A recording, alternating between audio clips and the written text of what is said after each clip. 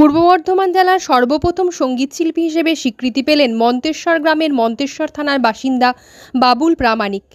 এই সঙ্গীতশিল্পীর সঙ্গীত প্রতিভা সারা বর্ধমান জেলা, নদিয়া ডিস্ট্রিক্ট এবং বীরভূম ডিস্ট্রিক্টের বিভিন্ন প্রান্ত ছড়িয়ে পড়েছে। সম্প্রতি নাদনঘাট থানা এলাকায় ইসলামপুর গ্রামে রাজ্য সরকারের এক মেলায় চোখ ধাঁধানো মিউজিক শো করে প্রচুর সুনামের অধিকারী হয়েছেন এই সঙ্গীতশিল্পী। আগামী দিনে পূর্ব বর্ধমানের মধ্যে বিশিষ্ট সঙ্গীতশিল্পী হিসেবে নাম অধিকার করতে চলেছেন এই মন্তেশ্বর গ্রামের জোকারিপাড়ার বাসিন্দা বাবুল প্রামাণিক।